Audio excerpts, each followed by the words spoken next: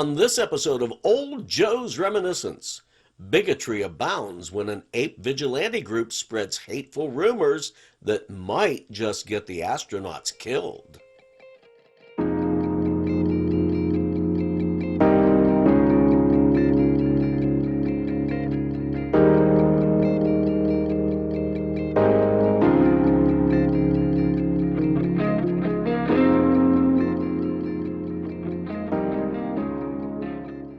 With 7 episodes down and 7 more to go, including this one, I'm at the halfway point in my journey through the Planet of the Apes.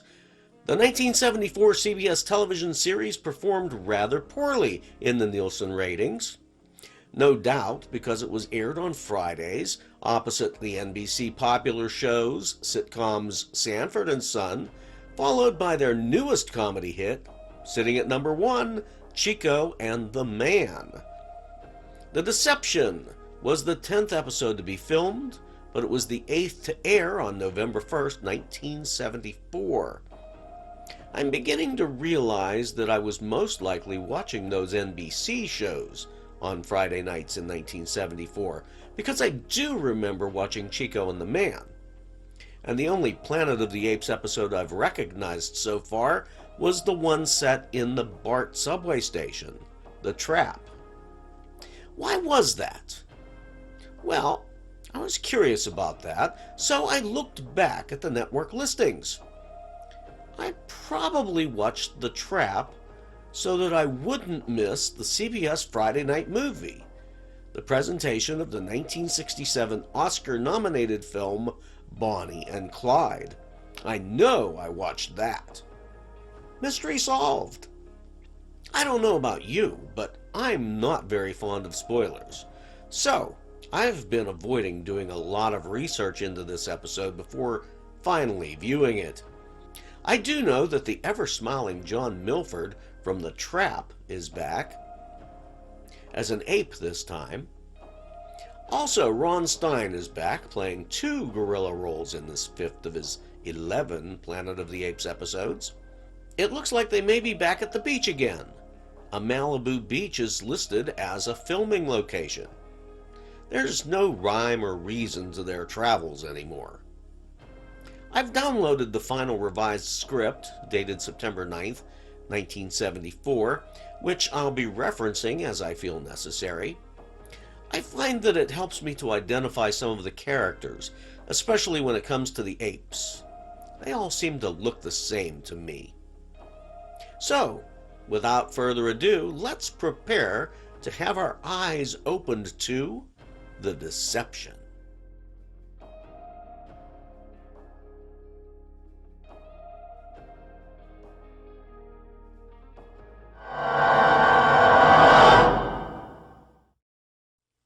In a departure from the usual opening scenes of the fugitives making their way across what used to be the United States, we begin this episode with an ape funeral service taking place.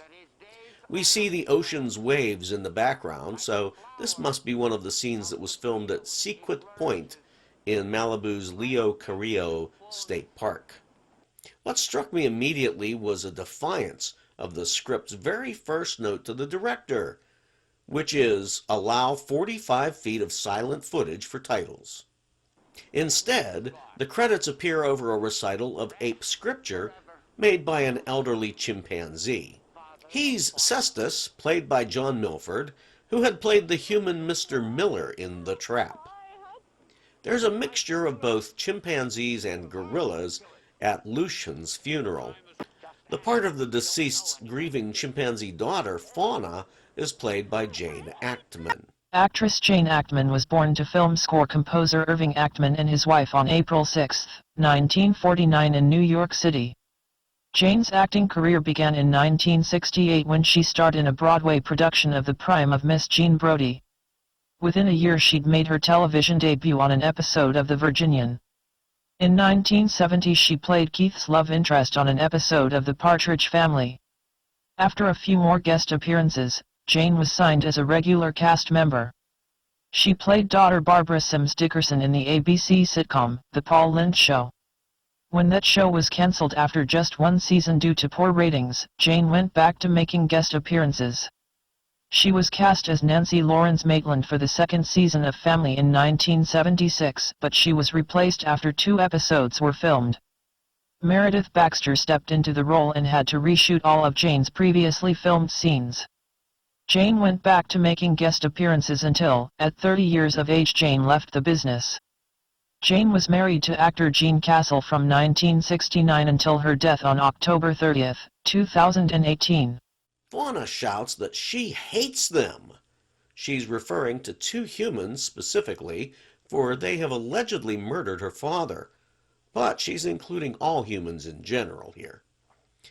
A uniformed gorilla who's wearing lieutenant's stripes vows to capture and punish the humans for what they've done. Lieutenant Perdix is played by Baines Barron. Baines Barron was born Bernard Miller in New York City on May 29, 1917, the same day as President John F. Kennedy. He was a sergeant in the 28th Infantry Division serving in the European Theater of Operations during World War II. After the war, Baines appeared in an uncredited role in the 1946 film The Secret of the Whistler. He continued playing uncredited roles until 1952, and from then on using Barron, his mother's maiden name, as his stage name. Playing mostly small television roles, Baines' most memorable film role was as a taskmaster in Cecil B. DeMille's The Ten Commandments. He retired from acting after playing a policeman in the 1979 film Chomps. Baines Barron died on July 12, 1982 in San Diego. Other apes attending the funeral speak up as well. A gorilla, Maycor, an uncredited role played by Tom McDonough, is the first to voice 100 humans for every ape. A chimpanzee named Chilot, played by an uncredited Eldon Burke, says it's time to drive the humans out. Lieutenant Perdix says that it will be handled within the law, and he's the law. We see a group of maybe a half dozen or more apes on horseback riding along the beach carrying blazing torches. Then we jump ahead in the script 3 pages. A cottage sits beside a lake in Malibu Creek State Park. Inside, our 3 fugitive friends are having a conversation with a human named Jasko, played by Hal Baylor. Hal Baylor was born Hal Britton on December 10, 1918 in San Antonio, Texas, but he grew up in Oakland, California when his mother remarried. He used his stepfather's last name, Fieberling, while in school, playing football, and during amateur heavyweight boxing in college. Fieberling turned heavyweight pro in 1940 and earned some nicknames such as Butcher Boy and Handsome Hal. He continued to box while stationed at a Marines recruiting office stateside, and as a sergeant with the 18th Anti-Aircraft Artillery in the Pacific. Hal started acting in 1948 when he was cast as boxer Sammy Talbot in that year's film Joe Palooka in Winner Take All. After a few more boxing films, Hal was cast as a bumbling private in the 1949 John Wayne film Sands of Iwo Jima. Often uncredited, in the early 50s Hal adopted the last name of his great-great-grandfather who founded Baylor University as his stage name. Standing more than 6 feet tall, it was ironic that Hal's characters got beat up so often as he played thugs, military men, lawmen, and cowboys. He played the sheriff who joked about jailing Evel Knievel in Awful Kun Awful in the 1971 film about real-life daredevil Evel Knievel. Hal's last role before retiring was in a 1978 Trick or Treat episode of Chips. Hal Baylor died on January 5, 1998. We join them in mid-conversation. They're talking about the local apes' hatred of the humans. They refer to the ape vigilantes as dragoons. Now there's a term I haven't heard since I watched The Swamp Fox starring Leslie Nielsen some years ago. We cut to another shot of the torch-bearing apes on horseback. This time I noticed that they're wearing hoods over their heads. They must be the dragoons. While Verdon, Burke, and Galen are fishing on the lake, the dragoons show up at Jasko's house. One of the apes drags Jasko behind his horse while the others set fire to the house. Verdon and Burke hurry to Jasko, but it's too late. He's dead.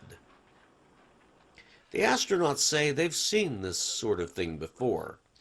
They are referring, of course, to the racial tensions in the United States back in their day. They get the idea to cool things off by locating Lucian's killers. They'll pay a visit to his daughter, Fauna. Skipping ahead a page, we're back on the beach. Galen leads Verdon and Burke to the young female chimpanzee named Fauna. She is startled, and it becomes obvious that she is totally blind. She asks Galen if he is human. She hates humans because humans killed her father. I'm sorry, but for a moment I was afraid you were humans. Surely you're not afraid of humans? They killed my father. Galen introduces himself and his two friends using fake names. He's Phoebus, Verdon is Alar, and he says that Burke is Pargo. He doesn't mention that Alar and Pargo are humans. They say they've been traveling, and Fauna invites the three strangers back to her place for some food and drink. She lives with her uncle, who won't be back until nightfall. Galen seems to give a strange look when she mentions her uncle's name, Cestus. We cut to the band of marauders who are splitting up to head home. See you, Cestus. The others ride off, leaving one member remaining for a big reveal.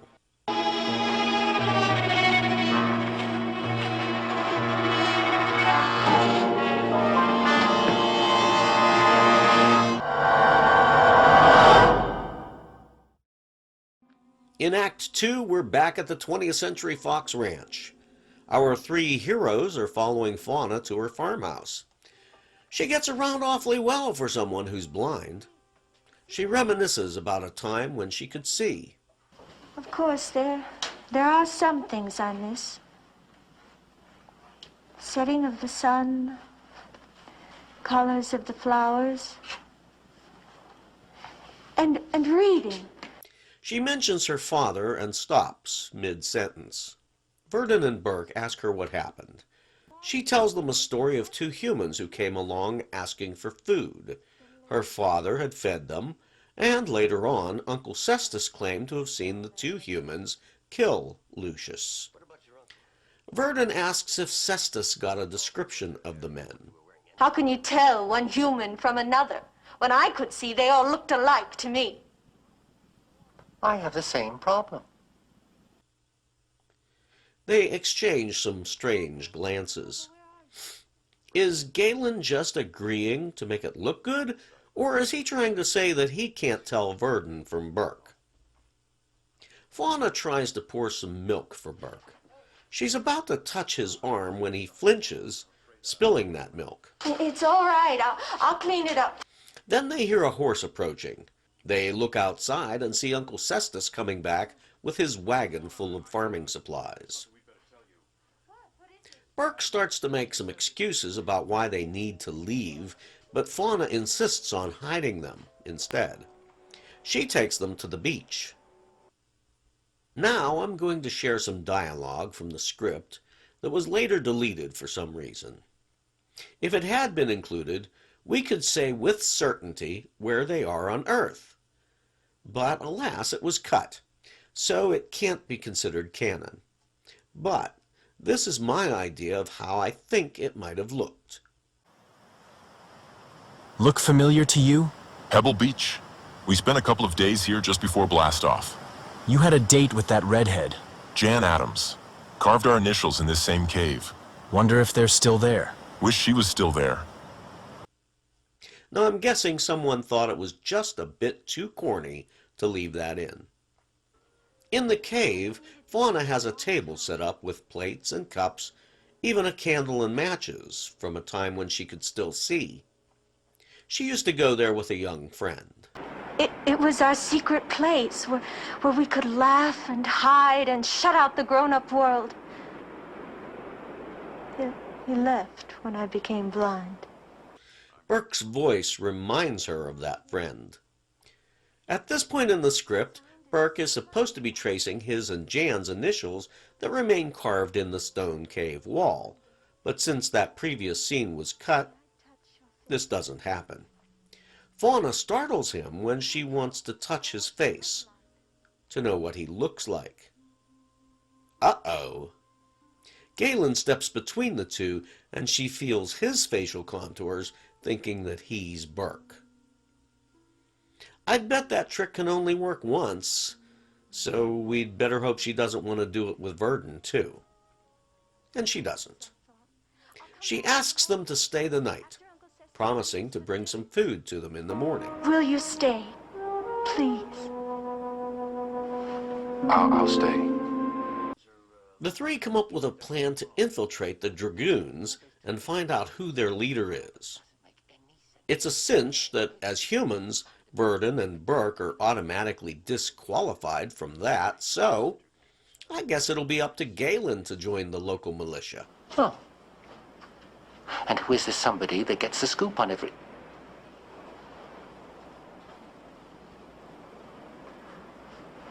Me. Galen flags Cestus down when the elder ape takes his cart out again the next morning. Galen starts overacting, as usual. I've been attacked by two humans. They stole my horse. What sort of a district is this? Cestus offers to take Galen to the police to report his stolen horse. After they ride off, Burke's one-liner reinforces my previous statement. You know, I never knew there was so much ham in an ape. The two men see a gorilla on horseback. Dragoon? Who knows, maybe. Come on, we can follow, maybe learn something. Wait. No, me. Fauna's expecting you back at the cave.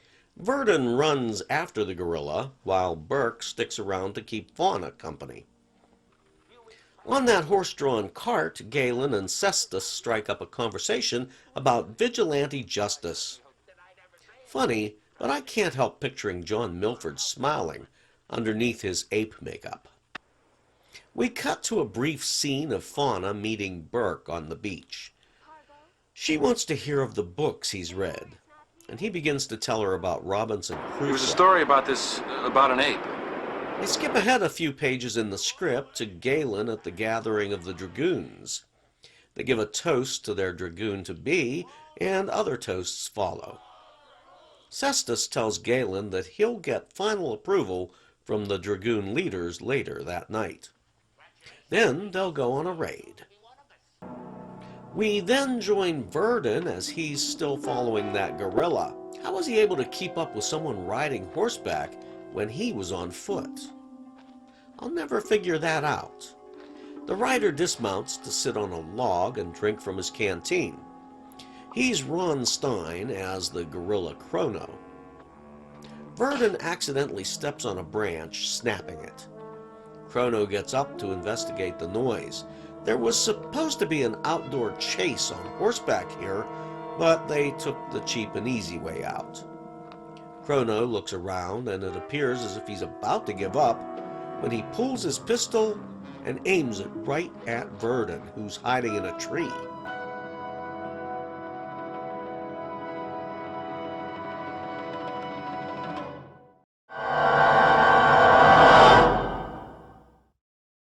Continuing where we left off at the end of Act 2, Verdon's cornered up in that tree with Chrono aiming a pistol at him. This can't be good, especially if Chrono is a member of the Dragoons. To be honest, I'm quite surprised that Chrono didn't just shoot the human and ask questions later. He motions for Verdon to climb down, and as he does, Verdon swings on a branch and kicks the gun out of Chrono's grasp.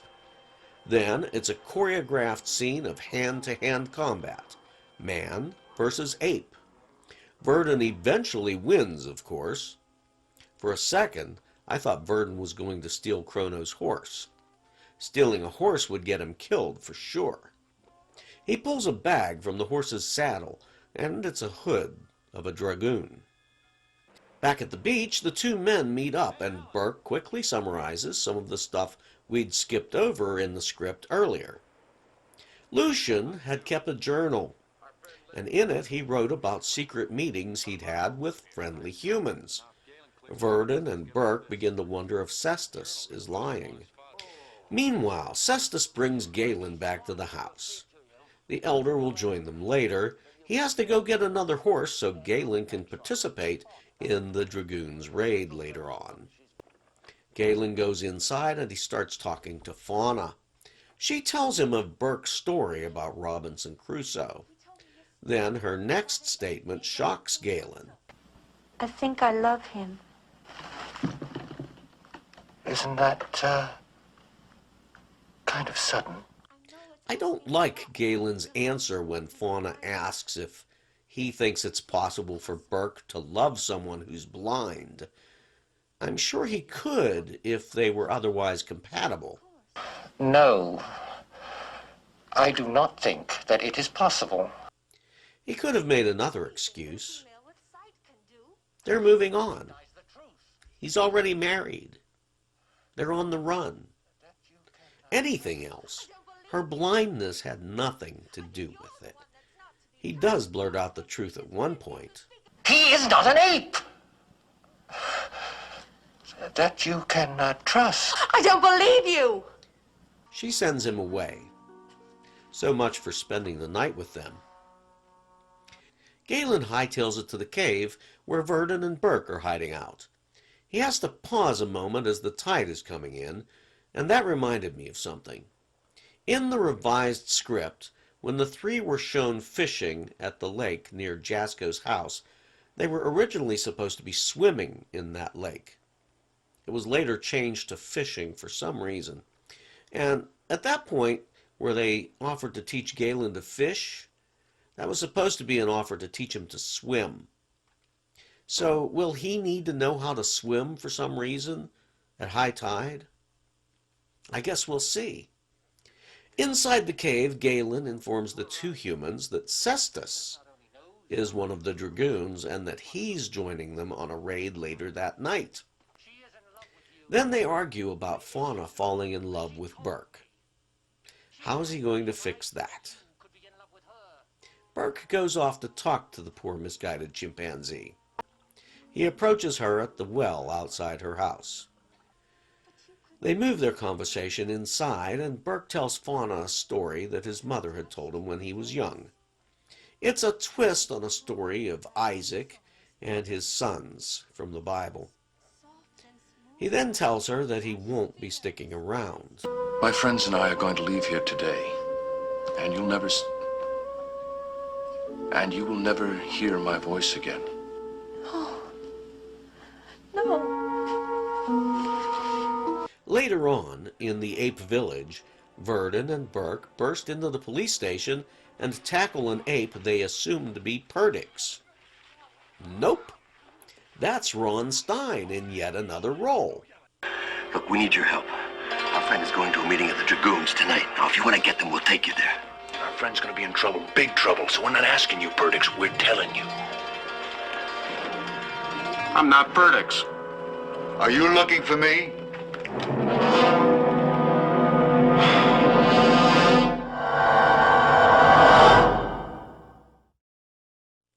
When we rejoin the action in Act 4, Galen is seated at a meeting of the Dragoons. Pat Ranella is playing a gorilla named Zon, the leader of the Dragoons. It's his second Planet of the Apes appearance, having previously played the gorilla Jason in Episode 2, The Gladiators. Zon was one of those vocal gorillas who was present at Lucian's funeral. He puts Galen's membership to a vote, and Galen is accepted. Then Zon puts a hood over Galen's head. He is now, and ever shall be, a Dragoon. Then Zon announces their next raid. Our next raid will be on the human shepherd, Rico. We meet tomorrow at midday. Agreed? Agreed! When the meeting is over, Galen seems to be stalling for time, as if he's waiting for something to happen. Was he expecting Perdix to show up at this point? He mentions seeing the humans who stole his horse down by the beach. It would be too dark to search the caves at night, so Zon says that they'll meet on the beach at first light. We cut to a day shot at Perdix's office. Have they been arguing all night? The dragoons would have been long gone by now. And the script is no help in figuring it out because there were so many last-minute changes made. Galen puts his hood on and rushes in to save the day, allowing Verdon to head out with Perdix in tow. I'm not sure what Fauna has in mind up on that cliff, but it doesn't look too safe. The dragoons' horses are galloping along the shore. Verdon leads Perdix to a cliff where they can see the dragoons crossing the beach below. You said you wanted the dragoons. See if you're more interested in them than you are in killing me. Come on, David, come. Perdix rides down the embankment and he confronts the dragoons on the beach. They have him outgunned, and Zahn says he will kill either man or ape if necessary. Just then, Fauna loses her footing and she falls off the cliff and into the water below. Burke and Galen are just around the bluff, so Burke takes a running dive into the ocean and he swims out to rescue Fauna. Verdon swims out to assist. They carry Fauna's limp body to shore. Thank goodness she's alive. She hears Burke's voice, so she reaches out to touch his face, only to discover that her love, Pargo, is human. She's repulsed. She hates humans. Burke explains that it was a deception born out of desperate need, not meant to harm. Get away! Get away from me! Fauna! This is your uncle, it's Cestus. Nothing to be afraid of.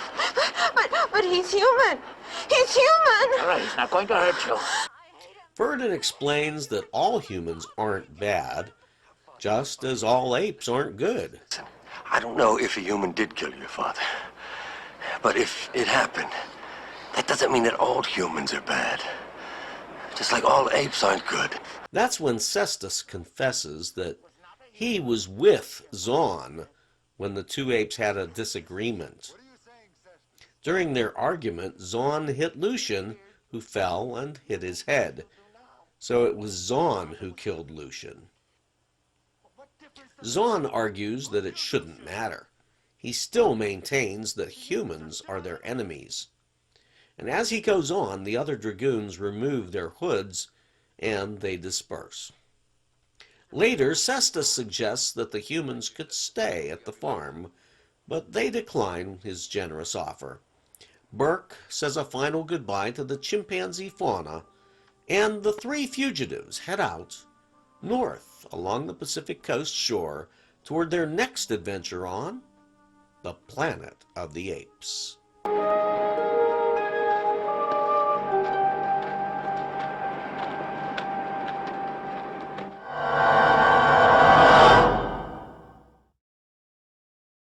This episode was so ridiculous. Other than the Dragoon raiding parties, none of it made any sense at all.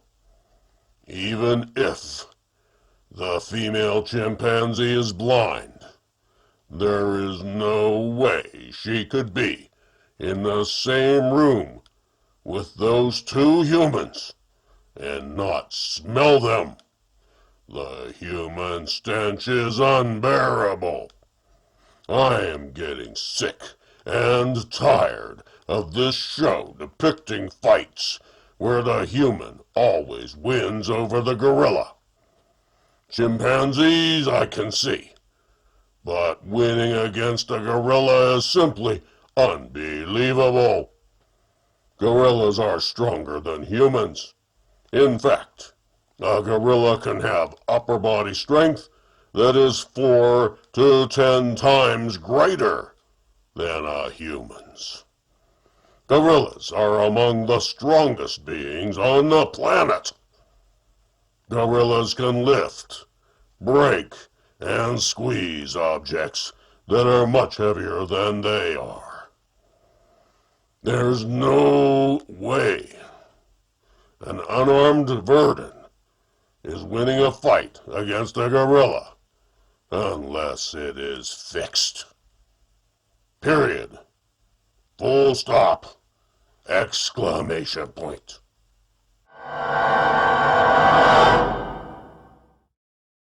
Well, that was The Deception. Not great, in my opinion, but still watchable.